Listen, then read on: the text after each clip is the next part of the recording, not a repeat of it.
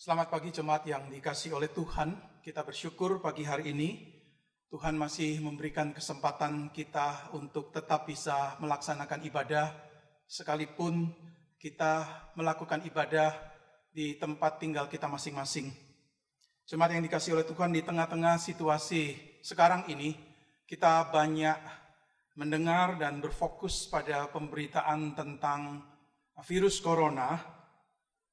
Tetapi kita tidak boleh lupa bahwa kita sekarang ini berada juga di dalam masa-masa Minggu Prapaskah.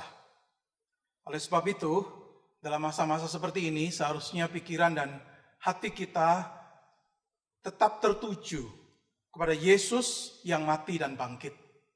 Di dalam masa-masa seperti ini, biarlah mata kita tetap tertuju pada Yesus yang memimpin kita dalam iman dan yang membawa iman kita itu pada kesempurnaan. Biarlah di tengah-tengah masa seperti ini kita tidak hanya mendengar pemberitaan tentang corona, tetapi kita juga mendengar pemberitaan tentang Kristus. Mari jemaat yang dikasihi oleh Tuhan, di dalam kaitan dengan Minggu Prapaskah, saya mengajak kita membuka Alkitab. Kita akan membaca dari Injil Matius pasal yang ke-27, ayat yang ke-39 hingga ayat yang ke-44. Injil Matius pasal yang ke-27, ayat yang ke-39 hingga ayat yang ke-44. Demikian firman Tuhan, Matius 27, 39 hingga 44. Orang-orang yang lewat di sana menghujat dia, dan sambil menggelengkan kepala mereka berkata, "Hai engkau yang mau merubuhkan bait suci dan mau membangunnya kembali dalam 3 hari, selamatkanlah dirimu, jikalau engkau anak Allah, turunlah dari salib itu." Demikian juga imam-imam kepala bersama-sama ahli-ahli Taurat dan tua-tua mengolok-olokkan dia dan mereka berkata, "Orang lain ia selamatkan, tetapi dirinya sendiri tidak dapat ia selamatkan. Ia Raja Israel, baiklah ia turun dari salib itu, dan kami akan percaya kepadanya. Ia menaruh harapannya pada Allah. Baiklah Allah menyelamatkan dia, jikalau Allah berkenan kepadanya. Karena ia telah berkata, Aku adalah anak Allah." Bahkan penyamun-penyamun yang disalibkan bersama-sama dengan dia, mencelanya demikian juga. Mari kita masuk di dalam doa. Tuhan, kami bersyukur pagi hari ini kami boleh beribadah bersama. Dan kami bersyukur di dalam ibadah ini sekali lagi Tuhan mau untuk menyatakan firman-Mu. Biar Tuhan Kau sungguh mempersiapkan hati dan pikiran kami untuk sungguh-sungguh mendengar firman, mengerti firman, dan dengan pertolongan Tuhan kami dimampukan untuk melakukan firman itu dalam hidup kami sehari-hari. Berkatilah hamba-Mu yang terbatas ini untuk Tuhan pakai menjadi alat di tangan-Mu menguraikan kebenaran firman Tuhan. Berkatilah setiap jemaat yang duduk mendengar firman, bila diberikan pengertian pencerahan dari Tuhan, dan melalui kebenaran firman yang kami renungkan, kami semua boleh bertumbuh dalam iman kami kepada Tuhan. Terima kasih, berkatilah waktu ini. Di dalam nama Tuhan kami, Tuhan Yesus, firman yang hidup, kami berdoa. Amin. Ketika awal kemunculan Yesus di depan publik untuk pelayanannya, Alkitab mencatat bahwa Yesus dibaptis di Sungai Yordan, dan setelah dibaptis ada suara dari surga yang berkata seperti ini, "Inilah anakku yang kukasihi, kepadanya lah aku berkenan." Matius 3 ayat 17. Atau di dalam versi Injil Markus, suara dari surga itu berkata begini, "Engkaulah anakku yang kukasihi, kepadamulah aku berkenan." Setelah baptisan itu, setelah Yesus itu menjalani kehidupan dan pelayanannya dengan satu keyakinan kuat bahwa suara dari surga itu adalah suara dari Allah di surga yang mendeklarasikan dan menegaskan identitas Yesus, panggilan Yesus, dan misi Yesus. Dan oleh sebab itu, melalui suara dari surga itu, Yesus sungguh menyadari akan identitasnya, akan panggilannya, dan akan misinya sebagai anak Allah. Nah, saudara yang dikasihi oleh Tuhan, di dalam perikop yang kita baca hari ini, ketika Yesus tergantung di kayu salib, keyakinan Yesus akan suara deklarasi dan penegasan dari Allah itu menghadapi satu tantangan yang kuat, yang hebat. Saudara perhatikan, ejekan dan sekaligus tantangan dari orang-orang pada Yesus ketika ia sedang disalibkan dan belum mati. Dikatakan di ayat 39, orang-orang yang lewat sambil geleng-geleng kepala mereka berkata begini, "Selamatkanlah dirimu jikalau engkau anak Allah, turunlah dari salib itu." Bukannya itu. Di ayat 43 dikatakan imam-imam kepala, ahli-ahli Taurat dan tua-tua berkata begini, ia menaruh harapannya pada Allah. Baiklah Allah menyelamatkan dia jikalau Allah berkenan kepadanya. Karena ia telah berkata, aku adalah anak Allah. Orang banyak berkata, jikalau engkau anak Allah. Para pemimpin agama berkata, jikalau Allah berkenan kepadanya. Jikalau Allah berkenan kepadamu. Cuman yang dikasih oleh Tuhan, suara tantangan yang seperti ini, sebenarnya Yesus sudah pernah dengar sebelumnya. Yaitu ketika Yesus menghadapi pencobaan di padang gurun, tercatat di Matius pasal 4, ayat 1-11. Saudara, ketika Yesus dicobai oleh iblis di padang gurun, Yesus mendengar suara seperti ini. Jika engkau anak Allah, perintahkanlah supaya batu-batu ini menjadi roti. Saudara, Yesus saat itu sedang lapar karena dia baru saja berpuasa 40 hari 40 malam. Dan kemudian selanjutnya Yesus dibawa, ditempatkan di hubungan bait Allah dan suara iblis itu berkata begini, jika engkau anak Allah, jatuhkanlah dirimu ke bawah sebab ada tertulis, mengenai engkau, ia akan memerintahkan malaikat-malaikatnya dan mereka akan menatang engkau di atas tangannya supaya kakimu jangan terantuk kepada batu. Atau dengan bahasa yang lebih sederhana, iblis berkata begini, jika engkau anak Allah, jatuhkanlah dirimu ke bawah. Dan malaikat-malaikat yang diutus Tuhan akan menjagamu. Jadi kita melihat iblis ini mencobai Yesus dengan ungkapan jikalau engkau benar-benar anak Allah, gak mungkin engkau kelaparan. Bagaimana mungkin ia membiarkan engkau kelaparan? Jikalau engkau benar-benar anak Allah, tentunya salah kalau Allah membiarkan engkau kelaparan seperti itu. Di mana Allah ketika engkau sangat membutuhkan Dia? Jikalau engkau benar-benar anak Allah, kenapa engkau tidak tunjukkan kuasa Allah dengan cara yang dramatis? Menunjukkan kuasa Allah yang membuktikan Allah memeliharamu. Jikalau engkau anak Allah, tentu engkau ingin setiap orang melihat kuasa Allah itu dan percaya kepadamu. Dimana dikasih oleh Tuhan, inilah suara pencobaan dan tantangan dari iblis pada Yesus. Dan sekarang di dalam perikop kita hari ini, suara yang senada itu kita dengar dari orang-orang banyak yang lewat dan dari para pemimpin agama. Mereka mengejek, jikalau engkau anak Allah, mengapa engkau tetap tergantung di kayu salib? Jikalau engkau anak Allah, mengapa engkau tidak turun dari salib itu? Jikalau engkau anak Allah, kenapa Allah tidak menyelamatkanmu? Jikalau engkau anak Allah, mintalah kepada Allah untuk membebaskanmu. Jikalau engkau anak Allah, tentu Allah tidak menginginkan kau tetap tergantung di kayu salib itu kan, dan mengalami penderitaan yang hebat itu kan.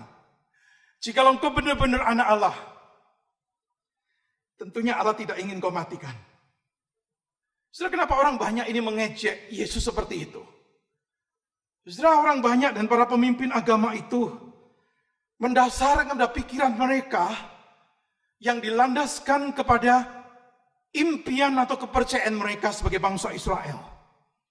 Saudara, mereka merindukan Allah itu akan bertindak dalam sejarah, dan Allah itu akan memimpin mereka dalam kemenangan melawan para penguasa dan para penindas. Mereka merindukan bahwa suatu waktu Allah itu akan mengutus seorang Mesias yang seperti Raja Daud, seorang raja yang perkasa, seorang raja yang luar biasa yang akan menjadi pemimpin mereka. Maka di dalam konsep pemikiran mereka jelas sekali, yang namanya Mesias, yang namanya orang yang diurapi Allah, itu adalah orang yang hebat, orang yang sungguh-sungguh diberkati, dipakai oleh Allah. Maka bagi mereka, saudara, Mesias yang disalibkan itu sesuatu yang tidak terpikirkan dalam logika berpikir mereka. It is unthinkable, tidak terpikirkan. Mereka mengejek Yesus, jikalau engkau Mesias, jikalau engkau benar-benar anak Allah, maka tidak seharusnya tetap tergantung di kayu salib itu.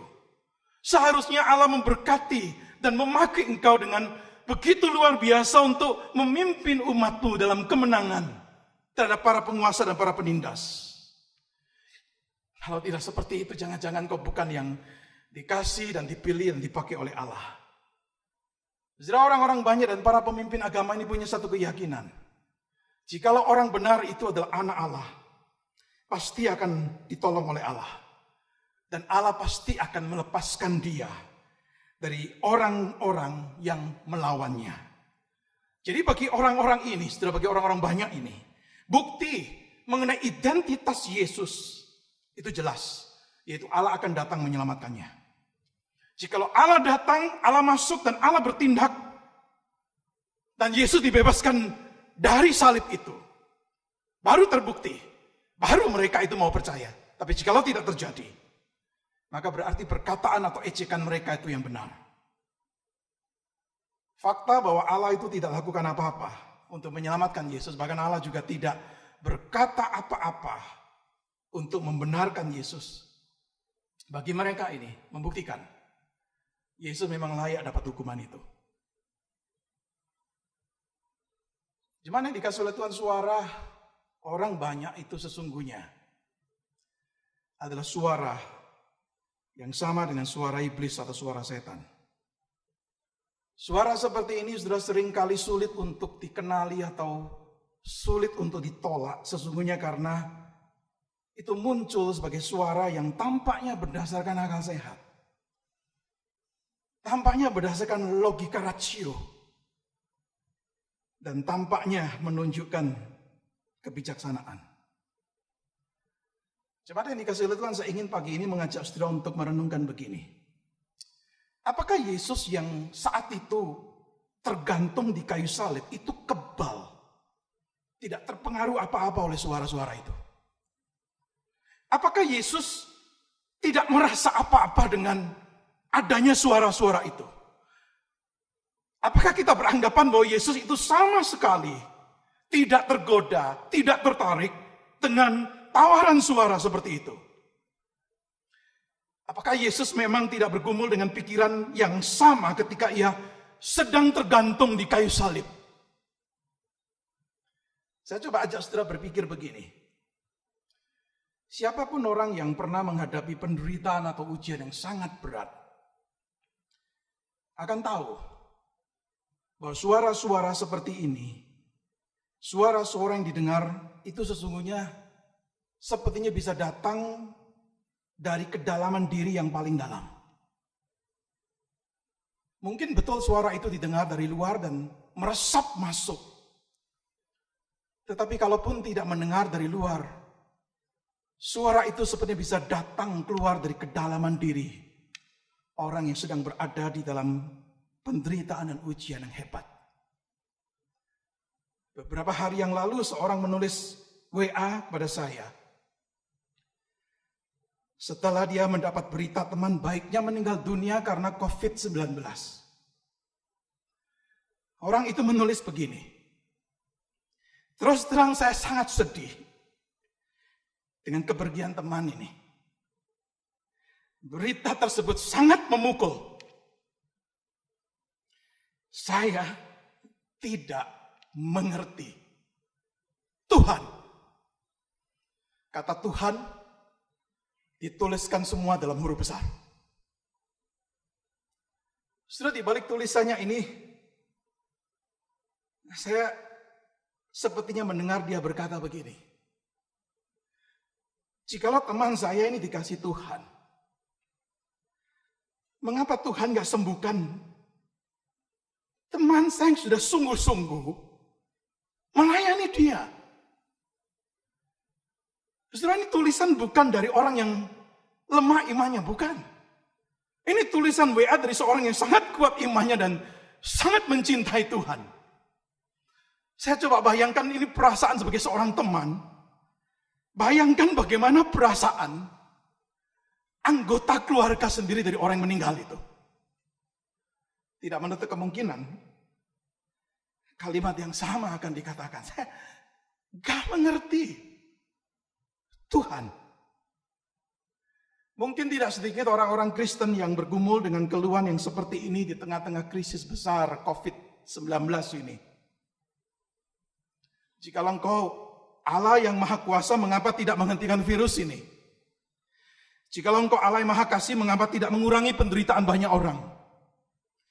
Jikalau engkau adalah Allah yang baik, mengapa tidak menyembuhkan dia? Mengapa tidak berbuat sesuatu? Di mana Allah di tengah-tengah pandemi global ini? Saudara, mungkin ada yang mendengar suara dari sanak keluarga, dari teman, dari orang lain. Jikalau engkau memang anak Allah yang dikasihi, mengapa Allah tidak datang menolongmu? Mengapa Allah tidak datang menyembuhkanmu? Jikalau engkau seorang pengikut Kristus yang setia, mengapa usahamu jadi bangkrut karena COVID-19 ini? Saudara, dikasih oleh Tuhan, orang-orang yang berada dalam penderitaan dan kesusahan yang hebat bisa bergumul dengan suara-suara seperti ini. Dan bahkan suara seperti ini tampaknya bisa datangnya dari kedalaman diri orang yang sedang mengalami penderitaan itu. Maka saya percaya bahwa hal pergumulan seperti ini juga dialami oleh Yesus ketika dia sedang disalibkan. Tidak menutup kemungkinan di tengah-tengah penderitaan hebat yang dialami, di mana kekuatan secara fisik dan emosional sudah benar-benar terkuras. Suara seperti itu berdengung dengan kuat di hati dan di pikiran Yesus. Saudara, kita tidak boleh lupa bahwa Yesus adalah 100% manusia sejati. Betul, dia Allah. Tetapi dia juga adalah manusia yang sejati. Dan sebagai manusia, tentunya dia juga dicobai. Ibrani 4:15 berkata, sama dengan kita, ia telah dicobai dalam segala hal. Sama seperti kita, dia dicobai in all things, dalam segala hal. Saudara, Yesus di sini dicobai untuk berpaling dari rencana Allah untuk panggilan dan misinya. Khususnya berkaitan dengan penyaliban. Saya setuju ada seorang penafsir Alkitab memberi judul untuk perikop yang kita baca hari ini. Dan dia beri judul ini. Jesus is offered one final satanic temptation. Yesus dihadapkan dengan pencobaan setan yang terakhir. Jesus is offered one final satanic temptation. Setelah sebagai manusia tentunya Yesus juga bisa mengalami pergumulan dan keraguan. Meragukan identitasnya, meragukan panggilannya, meragukan caranya Allah. Kita masih ingat ketika Yesus sebelum disalibkan berada di Taman Getsemani. Yesus berkata, ya Bapakku, jikalau sekiranya mungkin, biarlah cawan ini berlalu. Kita membaca ketika Yesus ada di Taman Getsemani. Aspek kemanusiaannya sangat terlihat melalui emosi-emosi yang dia rasakan pada waktu itu. Khususnya ketika dia tahu waktunya sudah dekat nih untuk dia memberikan nyawanya. Dia mengalami kesedihan, kegentaran, pergumulan mendalam. Dia mengalami emotional distress. Ya Bapak, apakah ini jalan yang memang aku harus jalani? Apa enggak ada jalan lain? Yesus menghadapi pencobaan untuk tidak mentaati Allah. Kita tahu kalau kita baca Matius pasal 27 seterusnya, kita melihat puncaknya Yesus itu berseru. Eli, Eli lama sabachthani. Allahku, mengapa engkau meninggalkan aku? Ada pergumulan yang berat dari Yesus. Dia sepertinya mengalami Tuhan itu meninggalkan dia. Dia sepertinya merasakan relasinya itu terputus dengan Allah di surga. Ia memanggil Allah. Dia berbicara kepada Allah yang tampaknya diam, tampaknya absen.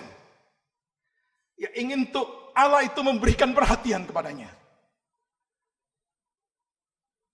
Jadi saudara, kita nggak seharusnya beranggapan bahwa siksaan mental, emosional, atau spiritual di kayu salib itu lebih ringan daripada penderitaan atau siksaan fisik. Betul, siksaan atau penderitaan fisik, penyalipan itu kita tahu sangat kejam, sangat brutal. Tetapi penderitaan atau siksaan emosional, spiritual, mental, itu juga sangat hebat. Saudara, apa yang saya ingin ajak saudara renungkan melalui firman Tuhan hari ini? Saudara, kita melihat bagi orang banyak ini, termasuk pemimpin agama Israel, gak ada keraguan. Gak ada keraguan.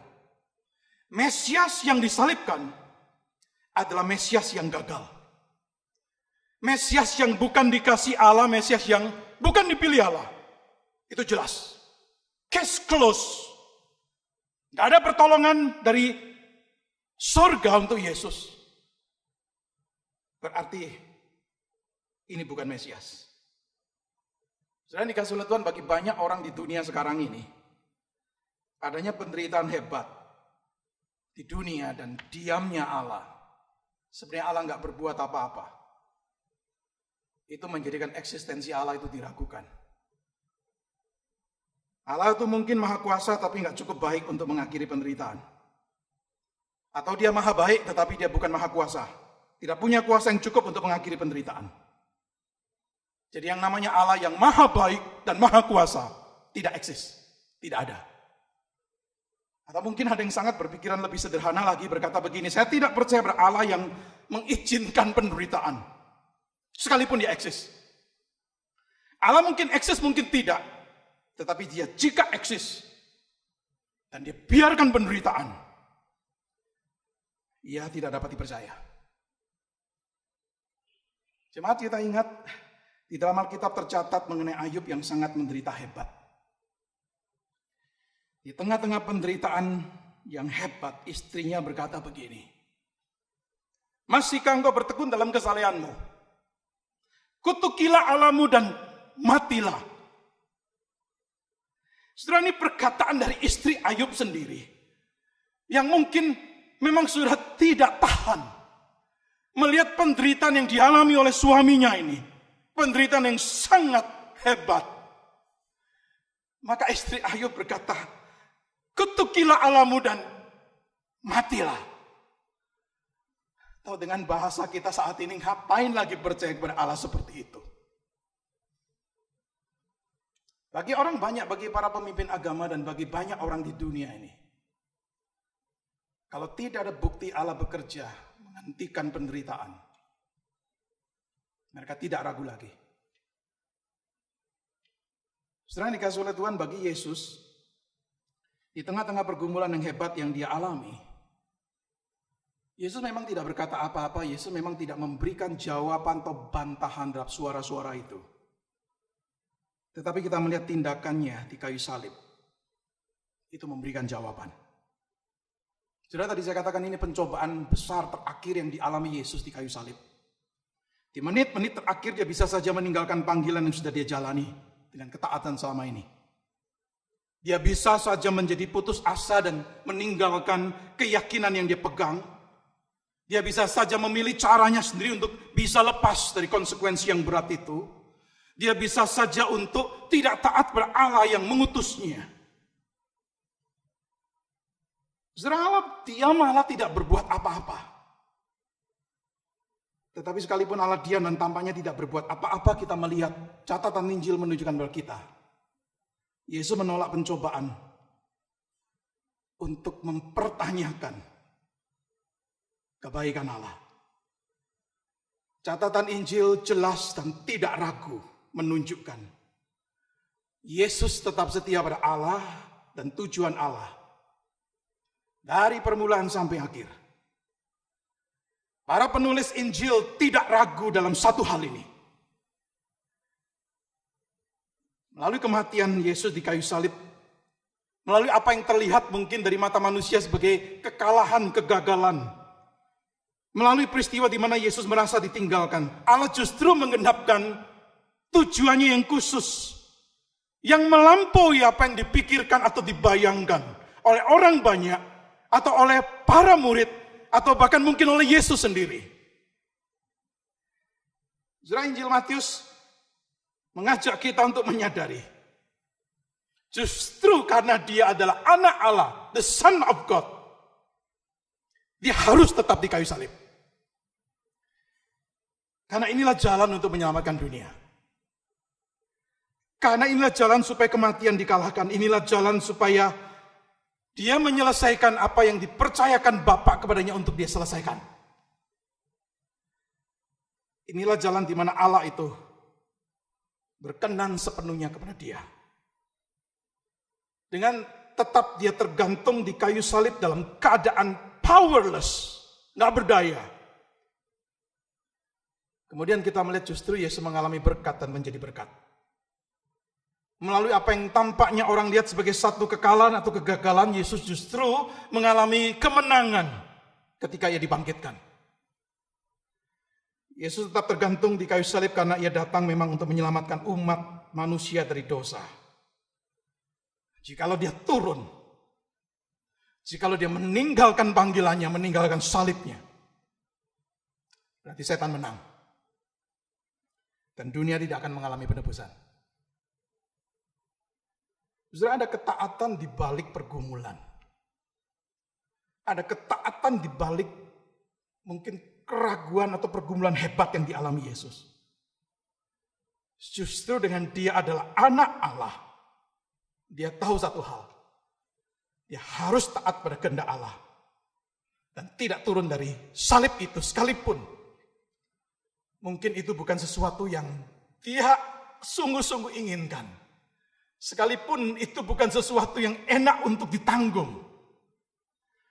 Maka kita melihat di dalam cerita di kitab Injil, perkataan terakhir Yesus di kayu salib itu adalah seperti ini.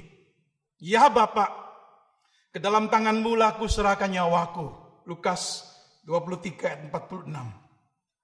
Setelah Yesus tetap tergantung di kayu salib, sepertinya tidak ada pertolongan dari Allah. Sepertinya teriakan dia, doa dia itu sepertinya tidak dijawab. Kelemahan tubuh makin nyata, darah makin terus mengalir. Tetapi kita melihat sudah di tengah-tengah keadaan penderitaan yang hebat itu, dia masih bisa menyebut Allah sebagai Bapaknya. Di dalam masa-masa yang sulit dan tidak bisa dia mengerti sepenuhnya, Yesus tetap mempercayakan dirinya dan hidupnya kepada Allah sebagai Bapaknya. Saudara, kenapa? Ingat apa yang dia dengar sebelumnya setelah dia dibaptis. Inilah anakku, kepadanya lah aku berkenan. Saudara, Yesus menyerahkan diri sepenuhnya ke dalam tangan Bapa dengan tetap percaya, dengan tetap satu keyakinan. Bapakku tetap Bapakku. My Father is still my Father. Dia baik dan dia akan tetap baik dan akan terus baik. Dia tidak berubah. Saudara, dengan kalimat seperti itu, Yesus tahu bahwa jiwanya ada di tangan Bapa yang baik. Ya Bapa, ke dalam tanganmu ku serahkan nyawaku. Tangan Allah adalah tangan yang luar biasa. Karena inilah tangan yang menciptakan dunia, inilah tangan yang membentuk bumi ini. Inilah tangan yang membentuk fisik manusia. Selama berjam-jam tergantung di kayu salib, Yesus berada sepertinya di tangan manusia. Dan tangan-tangan manusia yang jahat itu memukulnya, menamparnya, menyiksanya, mengabusnya, dan menyalibkannya. Tetapi sekarang dia kembali ke tangan Bapaknya yang baik. Dan dia mati dalam ketaatan. Dia mati dalam ketundukan kepada Bapa. Dan melalui kematiannya anugerah itu melimpah keluar untuk manusia termasuk saudara dan saya. Saudara, inilah ketaatan di balik pergumulan. Inilah ketundukan di balik penderitaan yang hebat. Seorang penulis buku yang bernama C.S. Lewis. Dia menulis satu buku yang diberi judul Screwtape Letters. Surat-surat Screwtape. Saudara, ini buku imajiner. Cerita mengenai korespondensi surat penyurat antara satu setan yang senior bernama Screwtape kepada setan rekannya yang junior yang bernama Wormwood. Saudara, ini cerita imajiner. Ada 31 surat dan semua bertujuan untuk memberi nasihat kepada setan yang junior ini bagaimana caranya untuk mencemari jiwa seorang manusia. Di dalam salah satu suratnya, Screwtape, setan yang senior ini, menasihati Wormwood, setan yang junior, dengan berkata begini. Jangan tertipu, Wormwood. Rencana kita, yaitu rencana iblis, berada dalam bahaya besar. Jikalau seorang manusia, sekalipun dia tidak sangat menginginkan kehendak Allah, musuh kita itu, tetapi tetap bermaksud untuk melakukan kehendak Allah itu. Orang ini sudah melihat keadaan dunia sekitarnya. Orang ini tidak melihat adanya jejak tanda tangan Tuhan. Dan dia juga bertanya, mengapa dia ditinggalkan Tuhan? Tapi orang ini masih tetap taat. Setelah ini dikasih oleh Tuhan, di dalam bahasa Inggris istilahnya begini. No longer desiring, but still intending to do God's will. Jadi Screwtape, setan yang senior, berkata pada setan yang junior, rencana besar kita berada dalam bahaya. Jikalau orang ini mungkin betul, not desiring, nggak betul-betul menginginkan, tetapi dia tetap mengatakan dia mau melakukan kehendak Allah. No longer desiring, but still intending to do God's will. Saudara, inilah kunci kemenangan Yesus. Ibrani 4:15 yang tadi saya kutip, dikatakan Yesus dicobai dalam segala hal sama seperti kita, hanya tidak berbuat dosa. Saudara, itulah ketaatan. Di tengah pergumulan itulah ketundukan di tengah penderitaan. Ketika kita membaca dan melihat kisah kita hari ini, mungkin kita membaca dengan kekaguman dan dengan rasa syukur. Tapi saya ingin untuk kita juga mendengar suara Tuhan yang berkata kepada kita, setiap kita, engkau juga adalah anakku yang kukasihi. Apakah engkau siap untuk tetap mengikuti aku dan mentaati aku? Tidak peduli apapun yang orang katakan. You are my beloved child. Are you ready to follow me? Are you ready to obey me whatever people will say? Biarlah ini menjadi satu perenungan untuk kita di tengah-tengah kondisi masa sekarang yang saya tahu tidak sedikit dari jemaat Tuhan atau orang-orang yang kita kenal mengalami pergumulan dan mempertanyakan tentang Allah. Mari kita berdoa.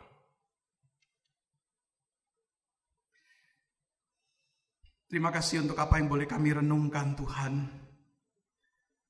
Di dalam masa prapaskah, sebentar lagi kami akan memperingati kematian Tuhan Yesus dan juga merayakan kebangkitannya. Hari ini kami dibawa untuk memahami penderitaan Tuhan Yesus di kayu salib. Yang bukan hanya mengalami penderitaan atau siksaan fisik yang brutal dan yang kejam, tetapi sesungguhnya juga mengalami penderitaan dan siksaan mental, emosional, dan spiritual yang juga hebat. Suara-suara dari orang banyak, dari pemimpin agama, yang mengejek dan menantangnya. Jika engkau anak Allah, turun dari salib itu. Jika engkau anak Allah, jika Allah memang berkenan kepadamu sebagai anaknya, Dia harusnya datang menyelamatkan. Di dalam pergumulan seperti itu kami belajar ya Tuhan melihat bagaimana Tuhan Yesus tidak memberikan jawaban apa-apa, tidak berkata apa-apa. Tetapi tindakan di kayu salib memberikan jawaban. Kami melihat Tuhan Yesus taat sampai mati. Ketaatan di tengah pergumulan, ketaatan di tengah kesulitan, ketundukan. Sekalipun mungkin ada pergumulan untuk menjalani kehendak Tuhan itu, tetapi tetap bertekad untuk menjalaninya. Tuhan, kami mau belajar dari Tuhan kami, dari Juru Selamat kami, yang adalah imam besar yang mengerti pergumulan kami, karena Tuhan Yesus pernah dicobai dalam segala hal sama seperti kami. Tuhan Yesus mengerti akan pergumulan, kesulitan yang kami hadapi. Dan kami dipanggil untuk tetap setia, mengikuti dan mentaati Tuhan. Sekalipun mungkin banyak suara-suara yang meragukan kebaikan Tuhan yang kami dengar. Atau suara yang meragukan itu muncul dari kedalaman diri kami sendiri. Banyak hal kami tidak bisa mengerti di tengah-tengah kondisi yang sulit. Tetapi satu hal kami yakin, Engkau Bapa yang baik, Engkau tetap Bapa yang baik. Biarlah kami tetap memiliki keyakinan, my Father is still my Father. Bapakku adalah tetap Bapakku yang tidak akan meninggalkan aku dan tidak akan mencelakakan aku.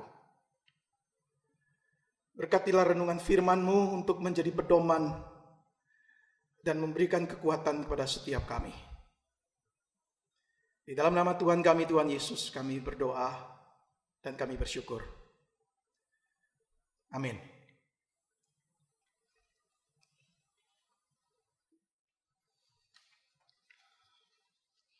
Satu firman Tuhan yang sungguh menguatkan kita hari ini. Allah tetaplah Allah apapun yang sedang kita alami.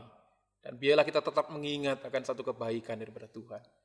Jemaat yang dikasihi oleh Tuhan, mari kita mempersiapkan, meresponi akan setiap kebaikan Tuhan. Dan memberikan yang terbaik, memberikan yang Tuhan sudah berikan kepada kita. Melalui persembahan pada saat pagi hari ini. Persembahan untuk sementara dapat ditransfer melalui nomor rekening yang ada di layar. Atau jemaat dapat menyimpannya terlebih dahulu di rumah. Lalu nanti dibawa ke gereja jika ibadah sudah berjalan kembali seperti biasa. Untuk itu, mari kita menyanyikan satu pujian. Bahwa syukur kita naikkan kepada Tuhan atas segala kebaikan yang Tuhan sudah berikan. Kami naikkan syukur padamu Tuhan.